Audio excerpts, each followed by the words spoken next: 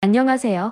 저는 지금부터 늘 간섭과 잔소리를 하는 시누이와 돈 쓰는 것에 벌벌 떠는 시아버지, 그런데 이런 데에는 엄청난 비밀이 있었는데요.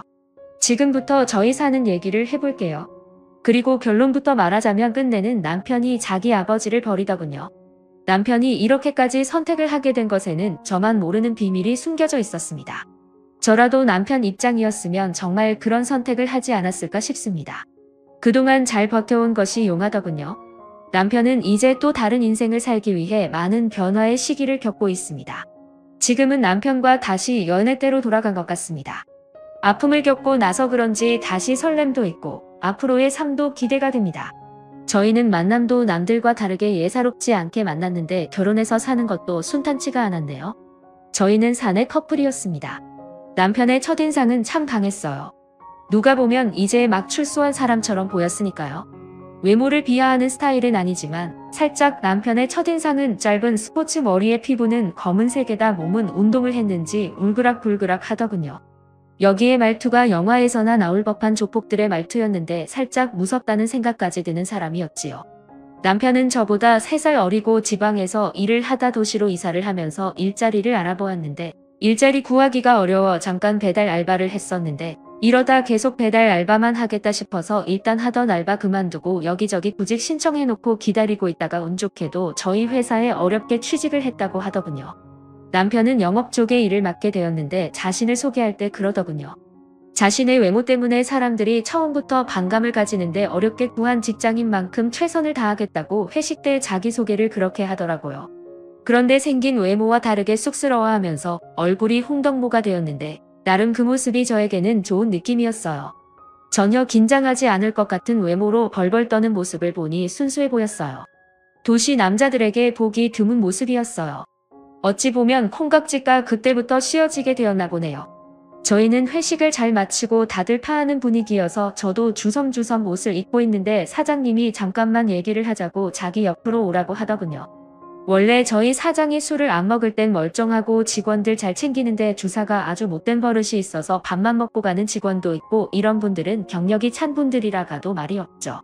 그러나 저처럼 말단 직원은 윗 상사들의 눈치도 봐야 하고 사장 눈치도 봐야 하니 밥만 먹고 일어날 수 있는 자리가 아니다 보니 어느 정도 분위기 맞추다 일어나거나 사장이 취했다 싶으면 몰래 도망을 가기도 했어요. 그런데 그날따라 사장이 평소보다 많이 취해서는 저를 부르는 겁니다. 저는 못 들은 척하고 그냥 옷을 입고 나가려고 하는데 아주 큰 소리로 저를 부르더군요. 그 상황에서 그냥 나갈 수 없어 일단 사장님 옆에 앉긴 했어요. 그런데 순식간에 이 사장 또라이가 제 어깨에 손을 넣었더니 저에게 기대려고 하는 겁니다. 순간 저는 사장의 손을 떼어내려고 했는데 이놈이 술에 취하니까 손 힘이 어찌나 센지 제 어깨를 더 힘주어 잡더군요. 그때 신입이었던 저의 남편이 사장의 손을 잡아 비틀어버렸어요. 다들 놀라서 어쩔 줄 몰라 하더군요. 사장도 어안이 벙벙한지 가만히 있더라고요. 남편이 사장한테 한마디 날렸어요. 이딴 식으로 직원을 대하는 건 아니지 않습니까? 사장이라 이 정도로 끝내는 겁니다. 하고 저를 일어나라는 눈빛을 보내더니 나가자고 하더군요. 그때 또 한 번 멋짐을 봤네요. 한 번도 느껴보지 못한 남자의 모습이었습니다. 솔직히 저희 남자 직원들은 사장 눈치 보느라 이런 모습은커녕 오히려 대략 빨리 비유 맞추고 끝내고 가자라는 식으로 저희를 마치 술집 여자처럼 대했거든요. 직장 내의 성희롱 정말 언제쯤 끝나나 했는데 저희 남편이 그때 완전 끝을 내줬어요. 그날따라 많이 놀라고 기분 더럽고 일을 그만둬야 하나 싶었는데 그때 남편의 도움으로 마음을 다시 다스릴 수 있었죠. 예전부터 퇴사 고민 안 했던 건 아니에요. 그런데 친구들 얘기를 들어보면 다른 곳도 여기저기 알려지지 않아서 그렇지 여자가 회사 생활하기 힘든 곳 많다고 하더라고요. 그나마 사장 이놈이 술만 안 먹으면 별 상관없는 회사였거든요. 저희 회사 일도 저에게 잘 맞고 재밌고 그동안 해온 것도 아깝고 그러니까 술만 먹으면 개되는 사장 빼고는 다 좋은 곳이어서 그동안 버텼거든요. 그런데 이 일로 이제는 고민하지 않고 회사를 다니게 되었어요. 정말 다음에 회식이 있었는데 사장 절대로 참석하지 않았습니다. 사장 술만 먹으면 그런 사람인 거 직원들이 말을 안 해주니 자신이 그렇게까지 하는 줄 모르고 있다가 이번에 된통 크게 당하고 회사 내에 말이 돌면서 사장도 알게 되면서 자기도 들은 게 있으니 나중에 머쓱했겠죠. 어쨌든 자기가 알아서 자리를 피하더군요. 한 번도 사장한테 덤비는 사람이 없어서 꾸준히 추태를 보였는데 사장이 이제는 대련 남편의 눈치를 보더라고요. 남편의 아주 큰 활약으로 회식의 자리가 즐거워졌어요. 저희는 그날 이후로 약간의 썸을 타게 되었어요. 회식 자리에서 나왔을 때도 그대로 저를 혼자 보내면 안심이 안 된다고 하면서 집 근처까지 데려다주는 자상함까지 보이더군요. 그날부터 저의 심장은 다음날 이 사람을 멀리서 보는데도 자꾸 심장이 나대는 거예요. 저는 연애라는 것을 한 번 더 해본 적이 없고 그냥 싹사랑 아니면 그냥 썸 이 정도만 해봐서 이번도 이러다 말겠지 했어요. 그런데 날이 갈수록 이 사람이 저에게 관심을 보이고 신경 쓰이게 하는 거예요. 그럴수록 저의 심장은 더 나댔어요. 점심을 먹고 나면 제 자리에 커피를 가져다 놓질 않나 퇴근 시간대가 되면 밖에서 저를 기다리고 있는 거예요. 저는 이 사람의 마음을 알고 싶어서 물어봤네요. 왜 나한테 잘해주는 거야? 잘해주고 싶으니까. 상사로서? 아님 누나로서? 참 가만히 보면 두뇌에 연애 안 해봤나요? 남자가 매일 커피 대령에 퇴근 시간에 맞추어서 기다리고 있으면 뭐겠어? 퇴근 시간에 기다리는 건 그냥 집이 같은 방향이니까 그러는 거 아니야. 바보 멍충이 이러더군요. 사실 저희는 회식 때 그 일이 있고 저를 집에 데려다 줬다고 했잖아요. 그날은 제가 놀라고 힘들었을까 봐 어떠한 말도 하지 않더라고요. 그런데 다음 날 또 저를 기다리고 있길래 저는 괜찮다고 거절을 했는데 이 사람 한다는 말이 자기도 저희 집 가는 방향이랑 같다고 하면서 저를 기다린 게 아니라고 하는데 조금 민망했어요. 저희는 그렇게 같이 버스를 타고 가면서 이런저런 얘기를 나누게 되었습니다. 제가 먼저 내리고 남편은 한두 정거장 더 가는 것 같았어요. 저희는 아침에 서로 다르게 출근을 하고 퇴근 때는 서로 약속이라도 한 것처럼 같이 움직이게 되었죠. 이상하게 저는 한 달 동안 이 사람과 다니면서 저녁 약속을 아예 잡지 않았어요. 이 사람도 마찬가지로 약속이 없었던지 저와 같이 퇴근을 했네요. 회사 내에서는 제가 상사니까 반말을 안 했는데 밖에서는 제가 누나니까 회사를 나오면 바로 반말로 말을 했는데 자꾸 자기 보고 동생 취급하지 말라고 하는데 그때까지도 저는 이 사람의 마음을 몰랐어요. 그냥 저 혼자만의 썸이겠니 했거든요. 눈치 없는 저를 위해 남편이 용기 내서 저에게 버스 안에서 프로포즈를 했네요. 그것도 2달밖에 안 봤는데 저에게 결혼하자고 하는 거예요. 놀라기도 했지만 얘가 아직 어려서 감정에 즉흥적이구나 싶었어요. 그런데 즉흥적이 아니구나 했던 게 반지도 준비하고 가방에서 꽃까지 꺼내면서 저에게 무릎을 꿇었어요. 버스 안에는 퇴근 시간대라 사람이 꽤 있었는데 그런 용기를 내서 청혼을 하니까 거절을 할 수가 없었어요. 저희는 집에 가는 도중에 버스에서 내려 서로의 마음을 확인했네요. 정확히 그날을 첫날로 하고 회사엔 비밀로 하고 사귀게 되었어요. 늦게 배운 도둑이 날 새는 줄 모른다고 저는 연애라는 걸 처음으로 해서 그런지 제 삶이 이 사람 거 있냐 살기 시작했어요. 저라는 사람을 완전히 이 사람에게 맞추게 되었죠. 사랑을 하면 변한다는 말 실감이 되더군요. 감정 표현에 미숙했던 저는 남편을 만나면서 하나하나 변하기 시작했습니다. 좋으면 좋다고도 말하고 잘못했으면 미안하다고 사과도 하게 되고 완전 자존심도 내려놓게 되더군요. 이런 게 사랑의 힘인가 싶었습니다. 저는 이 생에 이 사람이 마지막 제 남자가 될 것처럼 열렬히 사랑했네요. 이 사람 또한 제가 그렇게 해주는 것에 고마워하고 많이 아껴주고 사랑해줬어요. 저희는 그렇게 비밀사내 연애를 6개월 하다가 결혼을 하기로 했어요. 만난 지 1년도 되지 않아 결혼을 결심했네요. 친구들은 무모한 결정 아니냐고 했지만 저는 솔직히 결혼이라는 거나 사람을 만나는 것에 대해 많은 시간이 필요하다고는 생각하지 않는 사람 중에 하나예요. 남이 저를 속이려고 하고 만남을 한다면 얼마든지 속일 수 있는 것처럼 짧은 만남에서 진심을 보았다면 괜찮다고 생각했어요. 그런데 결혼은 둘만 하는 게 아니라는 걸 결혼 준비하면서 알게 되었습니다. 결혼은 집안과 집안이 하는 거구나라는 걸 상견례 때부터 알게 되었네요. 그렇다고 결혼을 깰 정도는 아니었지만 결혼 생활이 순탄하진 않겠구나라는 생각은 들었어요. 그래도 이 사람 무조건 제 편이라 그냥 남편 믿고 결혼을 결심했던 것 같네요. 저는 지금까지 너무나 편하게 살아왔구나라는 생각을 자꾸 하게 만드는 것은 저희 시부모님 때문입니다. 결혼해서 살면서 제 인생에서 이렇게 힘들어 본 적은 없었던 것 같네요. 이제부터는 저희 시부모님과 시내 얘기를 해볼까 합니다.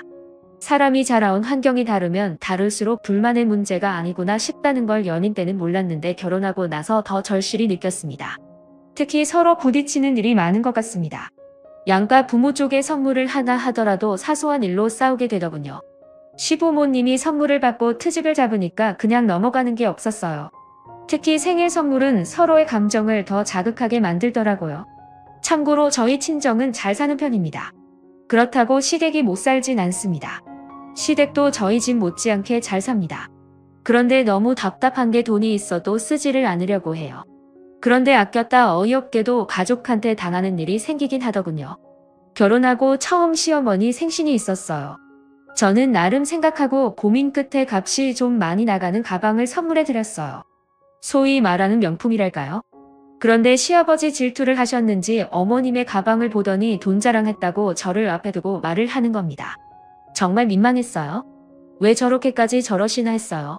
그런데 그러고 보니 제가 눈치가 없긴 없었네요. 한동안 잊고 있었는데 그러고 보니 생일날 난리가 나고 나서 예전 일이 생각이 났어요. 10,000원 쓸 때도 벌벌 떠신다고 해야 하나. 한 번은 결혼 전에 저하고 신랑 그리고 예비 시어머니 이렇게 다 같이 바람을 쐬러 갔다가 저희가 통 크게 식사 대접하고 가다가 마침 재래시장이 있어서 거기 둘러서 물건을 사기로 하면서 일어난 일이 있었는데 그때 일이 생각났어요. 그런데 어머님과 아버님이 거기서 대판 싸우게 되었네요. 어머님이 필요한 게 있다고 물건을 집어들었는데 아버님은 쓸데없이 자꾸 산다고 어머님이 사려고 한 것을 자꾸 내려놓는 거예요. 저는 아버님이 왜 저러나 싶었습니다. 어머님이 본인 거 사는 것도 아니고 가족들 먹일 재료들 사는데 왜 저렇게까지 할까 싶었죠. 어머님도 참다 터지고 말았어요. 저 보기 민망했던지 사시려고 했던 고사리를 부대채 시아버지를 향해 던져버렸어요. 푸대가 터지면서 고사리 몽탱이가 여기저기 떨어지고 그때 일을 생각하면 참 기가 막히네요. 결국 그 고사리 제가 계산하니까 시아버지 아무 말 안 하더군요. 제가 그날 시어머니 필요한 거 이것저것 다 사드렸어요. 시아버지 입에 귀에 걸리더군요. 아니 시아버지 돈이 없는 것도 아닌데 왜 쓰질 못하는지 답답하셨어요. 그리고 더 기가 막힌 것은 간 김에 회도 먹고 가자고 해서 회를 먹기 위해 생선을 고르고 있는데 이건 얼마냐 저건 얼마냐 결국 비싸다고 흔적만 30분 넘게 하시더니 어이없게도 그냥 가자고 해서 그냥 왔습니다. 정말 입이 다물어지지가 않았어요. 너무 창피하고 사장님께 죄송하더라고요. 그 이후로는 절대로 결혼 전에 어디 모셔가지 않았습니다. 그때 제대로 된 거죠. 그리고 상견례 때도 생각이 나서 이것도 말해야겠네요. 저희 아버지는 예전에 땅으로 돈 좀 버셨어요. 여기저기 투자한 것이 대박이 나시면서 건물도 몇 개 가지고 있습니다. 그런데 이런 것까지는 남편한테 말하지 않았어요. 괜히 자랑 같기도 하고 남편 기 죽이기 싫어서 말하지 않았습니다. 저희 친정과 시댁 비교하자면 시댁이 훨씬 저희 집보다 기울거든요. 상견례 자리에서 저희 아버지는 신이 나셔서 제가 결혼할 때 차도 사주시고 집도 해주신다고 하는 거예요. 시아버지 그 말 듣고 완전 기둥뿌리 뽑아서 시집 보낼 생각이냐고 하더군요. 그러자 저희 아버지 그냥 제가 좋아서 그런 겁니다 하더군요. 원래 딸들이 시집 갈 때 친정 기둥뿌리 흔들리게 하고 시집 간다고 들었는데 저희 집은 반대셨어요. 그런데 저한테 그 정도 해준다고 친정이 크게 어려워지는 정도는 아닌데 시아버지 저희 친정의 재산의 정도를 모르시니까 그런 말을 하더군요. 그리고 저희 친정 아버지가 집까지 해준다고 하니까 자존심이 상하셨나 봐요. 시아버지가 고지식 하셔서 결혼할 때 집은 남자가 해야 한다는 식이더군요. 그러면서 웃긴 것은 해주시는 게 아니고 대출을 끼고 하라는 겁니다. 그럼 그게 남편이 해오는 것이 아니고 그냥 같이 장만하는 거잖아요. 그래도 시아버지는 이런 것도 아들이 벌어서 갚는 거니까 해가는 거라는 식의 말이었어요. 솔직히 결혼해서 대출이 있는데 부부가 내 집 하면서 누가 따로 계산하면서 살겠어요. 빨리 갚고 편하게 살려고 같이 벌어서 갚게 되지. 저는 집이라도 해주시면서 그런 말 하는 줄 알고 아빠가 집은 안 해줘도 되겠다 싶었는데 시아버지 말도 안 되는 소리를 하더라고요. 저도 사실 저희 친정 아버지한테 집, 차 이런 거 바라지 않는데 아버지가 좋아서 하신다고 하니까 말리진 않았는데 시아버지 말 들으니까 어이가 없었어요. 그런데 저희 아버지는 워낙 손도 크고 시원시원하신 분이라 예비 시아버지의 그딴 말 같은 거 신경 쓰지 않고 아버지는 집을 꼭 남자가 하라는 법 있냐 하시면서 화끈하게 사주시겠다고 했습니다. 저는 시아버지 그래도 끝까지 고집 부릴 줄 알았는데 저희 아버지 말 확실하게 대답 듣고서는 시아버지 못 이기는 척 받아들이더군요. 이 신보를 뭐라고 표현해야 할까요? 그런데 이런 데에는 다 이유가 있었다는 거를 나중에서야 알게 되었습니다. 그때 시어머니도 했던 말이 생각나네요. 자기 아들 그런 것 때문에 기 죽는 거 아니냐고 하시는데 시아버지 시어머니 귀에다 대고 소곤대는데 예의가 아닌 것 같았어요. 괜히 저희 부모님께 죄송하더라고요. 시어머니, 시아버지 귀속말이 끝나자 그냥 입으로 저희 아버지한테 사돈 이제 그만하세요.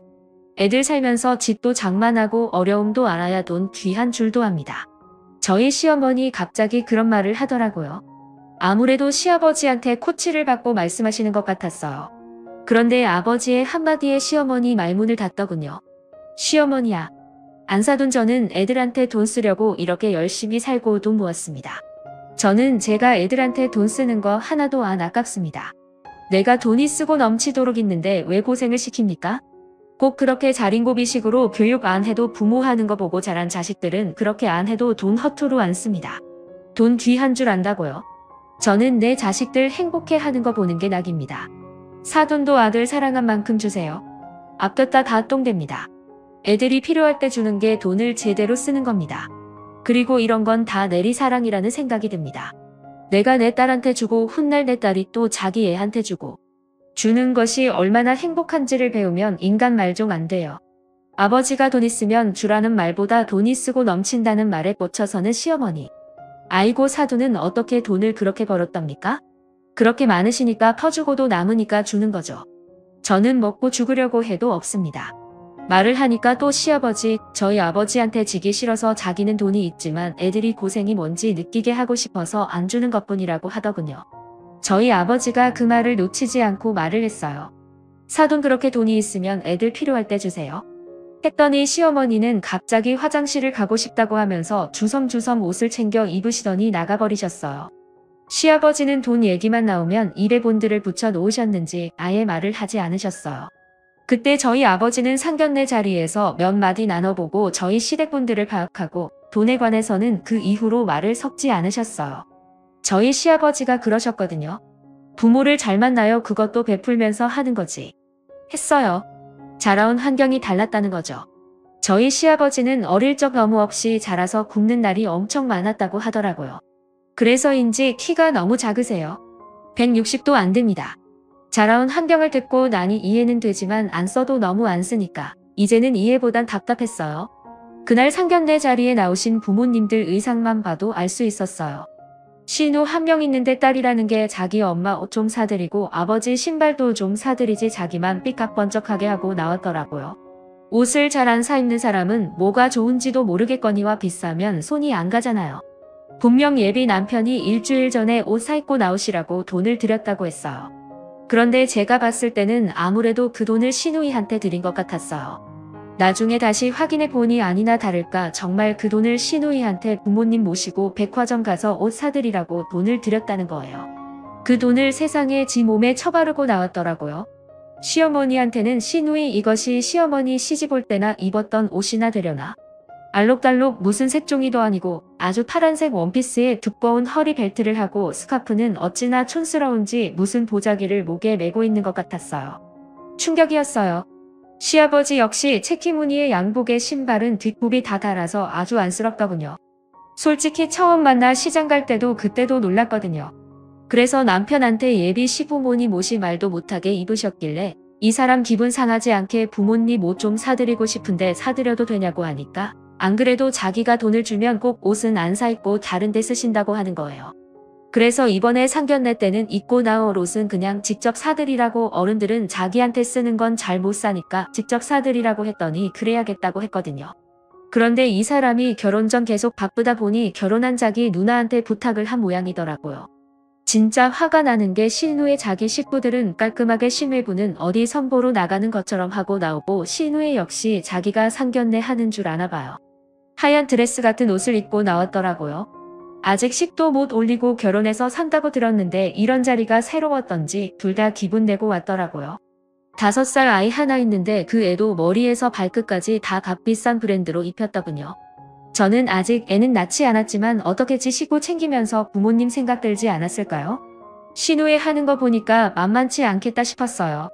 저는 신우에 하는 꼬락서니 보고 생각에 잠겨있는 동안 시아버지랑 저희 아버지랑 얘기가 길어지는 거예요. 얘기 즉슨 저희 시아버지 저희 아버지보다 5살 많으신데 엄청 고지식하고 꽉 막힌 분인데 거기에다 자기 자식들한테 바라기는 엄청 바라시는 분이세요. 그날 아버지는 시아버지를 파악하고 이상한 노인네 바라보듯이 하면서 한 소리 했어요. 돈도 머리를 쓰고 몸을 써야 재산이 늘어나는 겁니다. 집안의 금은 뭐 하고 있으면 뭐 합니까? 가져다 팔아서 이익을 남기고 또 다른 걸 사서 또 팔아서 이익을 남기고 해야 하는 거지. 내 거다 하고 내 주머니에 두고 만지작거린다고 그게 불안하나요? 사돈, 자식들도 다 합니다. 저는 저희 아버지가 현명하셔서 저에게 아주 큰 돈은 아니었지만 제가 비비고 올라설 수 있는 작은 마흔 원덕을 만들어 주셨습니다. 저도 처음부터 부자도 아니었고 그렇다고 많은 재산을 상속받은 것도 아니었어요. 아버지가 나중에 저에게 물려주신 것은 제가 벌어서 저희 부모님이 하시고 계신 거에 투자를 해서 이득을 본 겁니다. 그리고 저희 아버지부터 부모의 사랑이 뭔지를 제대로 아신 거죠. 이렇게 말하니까 사랑은 돈이라고 생각하실 수도 있지만 제 말은 그 사랑 돈이든 뭐든 줄 수 있을 때 주시라는 겁니다. 주는 것이 얼마나 기쁘고 행복한지 사돈도 한번 이번에 느껴보세요. 애들 결혼할 때 큰 거 하나 주세요. 지고만 있으면 뭐합니까? 하니까 시아버지 얼굴 벌겋게 달아올라서는 입을 꾹 닫고 계시면서 술만 연속 들이키고 계시더군요. 아버지도 이렇게까지 저희 시아버지한테 강요하지 않으려고 했는데 시아버지께서 계속 먼저 자기는 가지고 있는 게 엄청 많다. 하지만 자식들 고생해봐야 돈 귀한 줄 아니깐 일부러 안 준다 이러니까 그냥 친정아버지가 일부러 더 찔러댔어요. 그런데 긴 침묵을 깨고 하신 소리가 너희들 나한테 바라지 마라. 난 내 엄마랑 나 먹고 살다 죽을 정도의 돈밖에 없다. 절대로 돈 못 주니까 바라지 마라 하시는데 꼭 저희가 돈 달라고 하는 것 같았어요. 그래서 제가 걱정 마세요. 지금 못 주시면 나중에 주실 수 있을 때 주세요. 그렇다고 꼭 달라는 소리 아니에요. 주신다면 감사하게 받겠다는 거예요. 했더니 시댁 쪽에 시누이 그리고 시아버지 표정이 어이없다는 표정이었고 화장실에 갔던 시어머니 들어오시면서 저의 말을 듣고 너 아직 결혼도 하기 전에 너무 나서는 거 아니냐? 말을 당차게 하네. 너 설마 할 말 다 하는 성격이냐? 난 그 꼴 못 본다. 사돈도 알아두세요. 저는 또박또박 말 듣고 하는 며느리 가만 안 두려고요. 하면서 그 자리에서 기선제압을 하더군요. 저희 엄마 그런 말까지 듣고 가만히 안 있죠. 저희 엄마가 곱상하게 생겨서 말 한마디 안 하고 있으니까 숙맥이라고 생각하셨던 것 같아요. 엄마가 드디어 입을 여줬어요. 저희가 더 긴장되더군요. 아 그러세요? 저도 사이가 내 딸한테 못하고 저희들 말에 또박또박 말 대꾸라도 하면 저도 가만 안 둘 겁니다. 알아두세요. 여자만 며느리 노릇 하라는 법 없지 않습니까? 그리고 시대가 변했는데 여자가 결혼하면 시댁 집안에 맞춰야 한다 이런 고리타분한 말 하지 마세요. 사돈이 며느리였듯이 저도 사이였습니다. 우린 애들이 서로 좋다고 해서 결혼한다고 해서 한 가정을 새롭게 이쁘게 지혜롭게 꾸며나갈 수 있도록 지지해주는 것이지 배나라 간나라 하면서 참견하고 심판하고 결정해주는 사람들이 아니라는 걸 꼭 알고 계셨으면 합니다. 사돈이 내 딸을 가족들의 밥이나 하고 집안에 청소나 하는 그런 취급하시면 저도 매주 사이 불러서 저희 집 밥하고 청소시키렵니다. 서로 지킬 것은 지켜가며 가족이 서로 도와가며 살아야지 한 사람만 희생자가 되지 않는 그런 가정을 만들어 주셨으면 합니다. 이것 또한 부모가 하기 나름이기 때문에 말하는 거예요. 말하자 시어머니 저희 엄마의 말에 말문이 막혔는지 어떠한 말도 못하고 참나 한 소리하고 시아버지만 하셨어요. 시부모님들이 아무 말 못하고 있으니까 갑자기 시누이 이것이 어른들 얘기에 끼어들어 그럼 그렇게 귀한 공주 같은 딸을 모시고 살지 왜 시집을 보냅니까 하더군요. 이럴 줄 알고 준비했는지 저희 엄마 시누이를 향해 바로 치고 들어가더군요. 여자가 꼭 가정일을 다 도맡아서 하라는 법이 있나요? 사돈도 결혼해서 애까지 키우고 있으니까 더 잘 알겠네. 요즘은 맞벌이도 많고 하는데 왜 이렇게 여자는 밥하고 빨래하고 집안일하고 밖에 나가 일도 하고 남자는 일만 하고 들어와 차려진 밥 먹고 TV 보면서 쉬고 있어야죠? 했어요. 그러자 시누이 말 못하고 있는데 시어머니 이 말에 자신이 그러고 있는 거 알아준 것 같다 속이 시원했는지 갑자기 돌변해서는 엄마 말에 맞장구를 쳤어요. 맞아요. 왜 여자만 같이 일하고도 밥하고 살림하고 애보고 하이고 사돈이 내 속을 알아주네. 당신 잘 들었지? 우리 집 얘기를 하고 있잖아. 시어머니 너무 웃겼어요.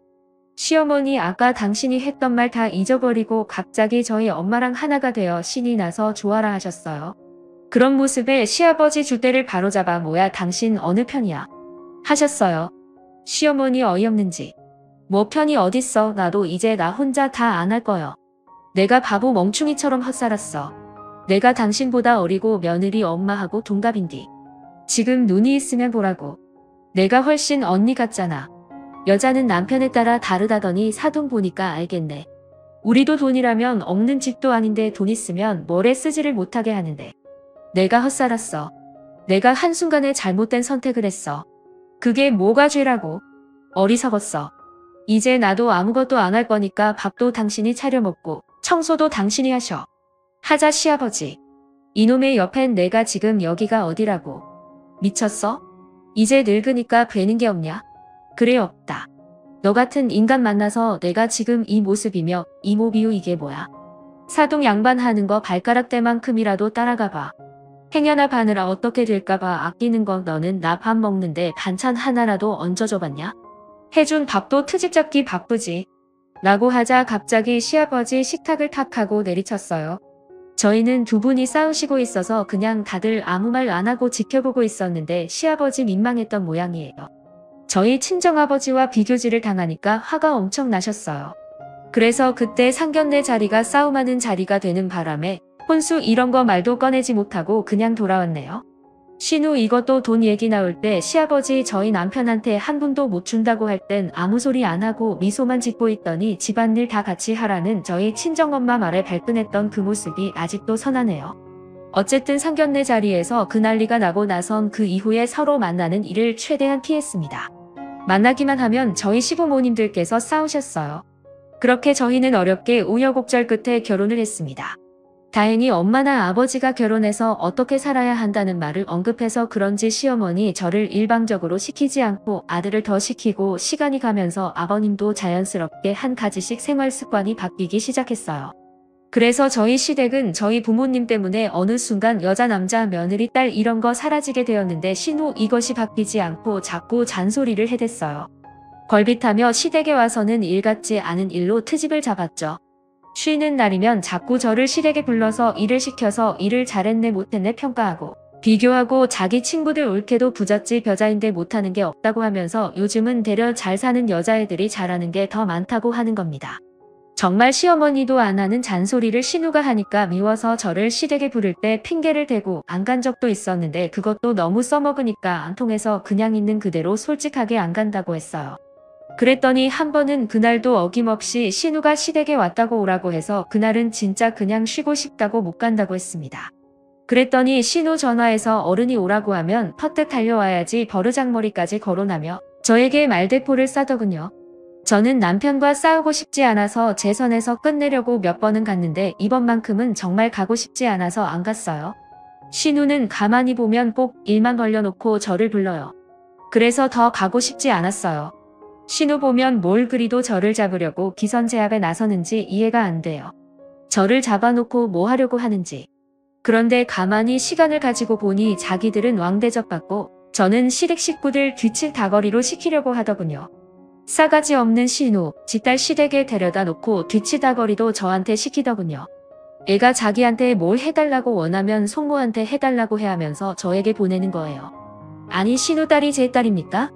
왜 저한테 마치 자기 딸이 제 딸이냐 저에게 떠넘기시는지. 아휴 또 흥분했네요. 그래서 이번엔 그냥 무시했어요. 그랬더니 신우 이것이 저희 집으로 반찬거리 만들 재료를 가지고 쳐들어왔어요. 황당했습니다. 시어머니가 급하게 모임을 간다고 신우한테 부탁을 했나봐요. 그런데 신우 어머니한테 돈까지 받아서 자기가 반찬까지 하는데 하다가 갑자기 며느리가 있는데 왜 내가 해야 하나 라는 생각이 들었다네요. 아니 시어머니 반찬 만들면서 자기 반찬 더 보태서 만드는데 말입니다. 뭐가 그리 억울한지 그걸 다 싸매고 왔더라고요. 저는 못하니까 가지고 당장 나가라고 했어요. 그랬더니 신우 이것이 욕을 하고 달려들면서 제 옷을 잡아당기길래 저도 옷 똑같이 잡아당기면서 싸우게 되었습니다. 이것이 먼저 제 머리를 치길래 저도 똑같이 쳤어요. 막고 있으라는 법 없잖아요. 저는 성질의 대문을 활짝 열어 제치고 그 반찬 재료들 죄다 현관 밖으로 던져버렸어요. 밖에는 시금치며 콩이며 멸치 아주 난리가 아니었어요. 그렇게 하고 나서 한 소리 했죠. 나한테 한 번만 더 이딴 식으로 걸고 넘어지면 가만히 두지 않겠다고 하니까 주선주선지 가방 챙겨 들고 나가더군요. 저는 신우 2년 나가자마자 문 걸어 잠갔어요. 화가 삭혀지지가 않아 냉장고에 있는 맥주 한 잔 했더니 그제서야 진정이 되더군요. 이제는 가만히 있지 않으려고 했습니다. 그날이 신우와 싸움이 처음이자 마지막 싸움이고 그날이 마지막으로 본 날이기도 했네요. 그리고 시댁에선 저희 둘이 싸운 걸 말하지 않았는지 아무 말 없더군요. 아무래도 신우 저한테 맞은 거 말하기 쪽팔렸는지 말 안 했던가 보더군요. 그런데 신우와 그런 일이 있고 나서 2달 동안 얼굴을 못 봤는데 그 이유가 저는 신우가 저를 피해 시댁에 오지 않은 줄만 알았는데 알고 보니 제가 결혼하기 전부터 자기 부모님 재산 늘려준다고 시어머니 모르게 시아버지만 꼬셔서 투자했다가 완전 쫄딱 망해버렸어요. 한 푼도 못 건지고 휴지 조각되고 말았죠. 시어머니 하루는 전화해서 집에 빨간 딱지 붙이러 여러 사람이 왔다고 해서 서둘러 시댁에 가보니 정말 물건에 딱지가 붙어 있더군요. 그런데 시댁에 값나가는 물건도 없지만 물건이 없어서 많이 붙어 있진 않더군요. 그런데 문제는 집이 넘어가게 되었더라고요. 평생 돈 벌어 집 장만하고 재산 늘리는 재미로 사신 시아버지. 자린고비에서 지독하게 돈 모은 거 다 날렸어요. 저는 사정이 어떻게 된 것인지 신우 전화해봤더니 전화는 없는 전화로 나오더라고요. 저는 서둘러 신우 집을 가봤는데 세상에 다른 사람이 살고 있었어요. 벌써 이사 가고 튀었더라고요. 그런데 아버님 그 난리가 났을 땐 가만히 계시더니 신우가 사라졌다는 말에 아버님 죽는다고 농약까지 먹으려고 한 거 다행히 어머님이 보셔서 천만다행 별일 없었습니다. 그 돈을 다 날려버렸으니 죽고 싶었겠죠. 저희는 그렇게만 생각했어요. 그래서 시어머니는 저희 아버지가 사정을 들으시고 도움을 드려 자그마한 집을 구해드렸어요. 그런데 시아버지는 얄미운 신우애를 찾겠다고 집을 나가셨어요. 시어머니는 시아버지 성격을 알기 때문에 내버려 두시더군요. 오히려 집에 가만히 있으면 폐인된다고 나가시게 두라고 해서 저희도 신경 쓰지 않고 살았는데 더 나중에 어머님한테서 더 기가 막힌 얘기를 들었어요. 시어머니 상견례 자리에서 말하려다 많은 말이 뭔지 내내 궁금했는데 나중에 알고 너무 마음이 아팠어요. 사실 남편과 신우는 남남이라는 거예요. 아버님은 신우를 데리고 그리고 어머님은 제 남편을 데리고 재혼을 하신 거래요. 어머님은 남편이 뱃속에 있을 때 사고로 남편의 친아버지가 사고로 돌아가셨다고 해요. 애 낳고 혼자서 살다가 남편이 3살이 되었을 때 재혼을 했다고 합니다.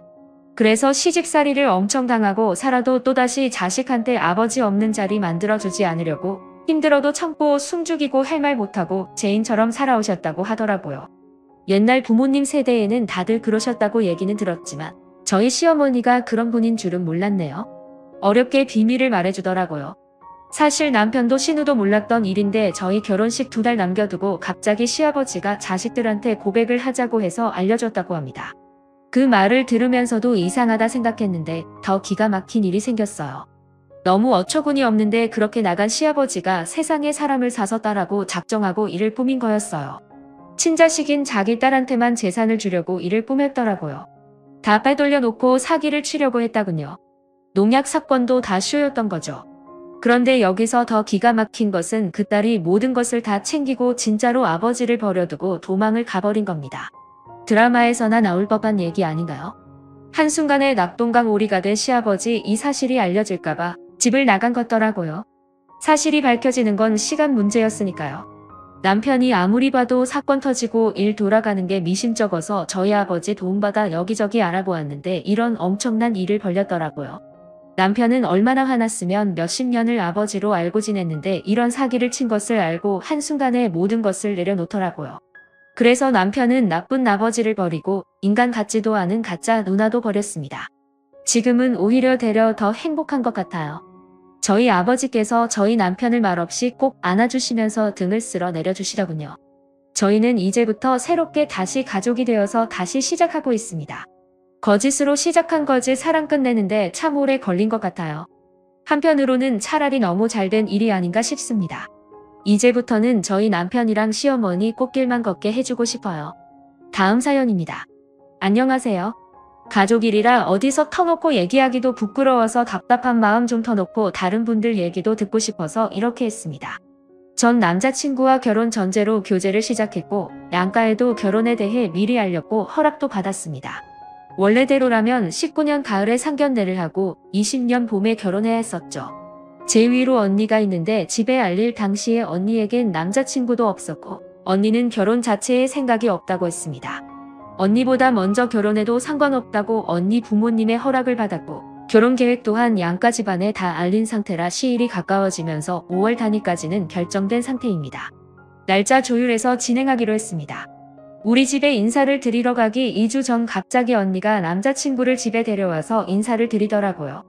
저는 언니가 인사드리는 하루 전날 얘기를 들었고 언니에게 정식으로 인사드리는 거냐? 결혼은 언제 할 생각이냐? 내가 결혼 준비하고 계획 세우고 그러고 있는데 언니 나랑 날짜 겹쳐서 준비하려고 하는 거냐 등등 다 따져 물었고 돌아오는 대답은 정식으로 인사드리는 것이 아니 그저 양가에 이런 사람과 교제한다고 알리는 것뿐이다. 그저 가벼운 인사드리는 거다였습니다. 사족을 붙이자면 이 인사드리는 것에도 잡음이 있었습니다. 남자 데려와서는 약속 시간보다 2시간 늦게 도착해 부모님께서 그 시간 내내 기다리셨고 와서 1시간 있다가 갔으면서 남자 집은 전날 그 지역으로 미리 출발하고 식사 준비도 돕고 가서 4시간에서 5시간 이상 있다 왔습니다. 우리 집을 무시하는 거다 난 이해가 가지 않는다고 했지만 부모님께서는 더 큰 소리가 나는 걸 원치 않으셔서 앞으로의 행동을 지켜보신다며 덥고 가자고 잘 달래셨습니다. 본론으로 돌아와서 그렇게 인사드리더니 갑자기 결혼하겠답니다. 그것도 제가 점 찍어 놓은 날의 말이죠. 언니의 말에 부모님도 당황하셨고 왜 그리 급하게 가냐 하시면서 한 해 더 늦게 하자 아니면 가을에 하자 하고 중재안을 내놓으셨지만 언니는 다 거절했고 꼭 봄에 해야겠답니다. 타협점이 보이지 않자 남자친구와 상논 끝에 우리가 가을에 하는 거로 양보했습니다. 언니는 봄에 하고요. 그렇게 저희 커플이 양보하자 기다렸다는 듯이 칼같이 날짜 잡고 상견례를 하고 준비 딱딱 하더라고요. 그 기간 고맙다 미안하다는 그 어떤 말 한마디도 듣지 못했습니다. 저보고 드레스같이 봐달라고 날짜까지 알려줘 놓고 연락이 없어 다시 연락해 알고 보니 이미 다녀온 상태더라고요. 청첩장까지 다 돌렸지만 감기 사태 때문에 결국 언니 결혼식은 늦봄으로 늦추었습니다. 이것도 가을에 제가 받아놓은 그 달로 또 옮긴다고 해서 집안이 한 번 더 뒤집혔는데 부모님께서 그만 좀 뺏으라고 그날 안 된다고 여름 오기 전으로 날 잡고 감기가 끝나지 않는다며 가족들만 모여서 그렇게 하자고 주장하셔서 그리 결정되었습니다. 현재는 신혼집에 둘이 같이 사는 상태입니다. 혼인신고 여부는 모릅니다. 후에 생각해보니 아마 결혼준비 자금 때문에 그리 서둘렀던 게 아닐까 하는 의심이 들긴 하더라고요. 저희는 양가 도움 없이 저희 힘으로 다 하기로 했지만 언니네는 상대적으로 금전적인 부분에서 부족해 양가의 도움이 필요한 상황이니 아마 저희가 먼저 하면 그런 면으로 비교가 돼 지원을 덜 받던지 눈치 보이게 되는 상황이 되니 그리 기를 쓰고 먼저 하려던 게 아닐까 싶긴 하더라고요. 사실 저랑 제 남자친구가 결혼을 미리 준비하고 계획했던 큰 이유가 하나 있는데 남자친구가 외동아들인데 부모님께서 건강이 좋지 못하십니다. 일상생활 하는 데는 큰 무리는 없으셨지만요. 그러다가 감기 터질 때쯤 어머님께서 쓰러지셨고 현재 병원에 입원 중이시나 담당 의사가 앞으로 길어야 3개월에서 4개월이라고 진단 내린 상태입니다. 당장 내일 더 악화하셔도 이상하지 않은 상태라고 합니다. 감기와 어머님 건강 때문에 가을에 하려고 했던 결혼 준비 자체도 아예 중단되었고 언제 하게 될지 가늠조차 되지 않습니다. 함께 나눌 형제도 없어 혼자 그 모든 짐을 떠안고 힘들어하는 남자친구는 지금 현실 자체를 버티는 것도 힘겨워하고 있고 결혼식도 보여드리지 못하고 그리 손주 보고 싶어 하셨는데 손주도 못 보여드리는 그런 상황에 너무 죄송스러워합니다. 물론 저도 마찬가지고요. 만약 언니가 내 결혼식 날짜를 가로채지 않았더라면 어머님께서는 결혼식에 참가하실 수 있으셨을 것이고 손주도 보셨을 수도 있을 것이고 이렇게 건강도 나빠지지 않으셨을 수도 있지 않았을까 하는 마음에 언니가 너무 밉고 속상하고 그렇더라고요. 피하지 못할 현실에 그저 그 원인을 언니에게 떠넘기고 언니 탓을 하고 싶어하는 그런 마음이려나 싶다가도 속상함과 화남 남자친구와 예비 시부모님께 죄송스러운 마음이 복잡하게 됩니다. 남자친구는 이미 지나간 일이고 우리가 결정한 거니 더 생각하고 되새기게 되면 우리만 쏙 끓이고 속상하게 되니 생각하지 말자고 더 얘기하지 말자고 했습니다. 언니는 결혼 준비하면서 미안하다 고맙다 어찌한다고 하는 말은 하지도 않고 오히려 결혼 후에 남자 지역으로 가게 되니 새로 직장을 알아봐야 하는데 저희에게 취업 알선을 부탁하더라고요. 나 참 물론 거절했습니다. 그 지역이 제가 사는 지역과 가깝습니다. 앞으로 결혼한 이후에 언니네에 대한 도움은 전혀 없을 것이고 원래 있던 교류도 거의 다 끊은 상태입니다. 쓰다 보니 너무 길어졌네요. 생각도 정리가 되니 언니에 대해 반감이 더 커지고 남자친구에게 한없이 더 미안해지네요. 요즘 밥도 잘 못 챙겨 먹는데 이따가 오면 밥이랑 더 챙기고 그래야겠네요. 아참 빠진 내용이 있어 추가 조금만 더 하자면 매번 분란 있을 때마다 제가 언니랑 한바탕 하고도 집도 난리쳤지만 남자친구가 외동아들이라서 그런지 제 형제의 자매에 대해서 관대하게 대하더라고요. 제가 난리치면 옆에서 남자친구는 오히려 좋게 생각하자며 말리는 그런 모습이라 저보다 제 남자친구가 제 가족에 대해 더 너그럽게 생각하고 그러는 것 같더라고요. 그래도 제가 좀 더 강경하게 나갈 필요는 있을 것 같습니다. 오늘의 사연은 여기까지입니다. 구독, 좋아요 꼭 눌러주세요. 감사합니다.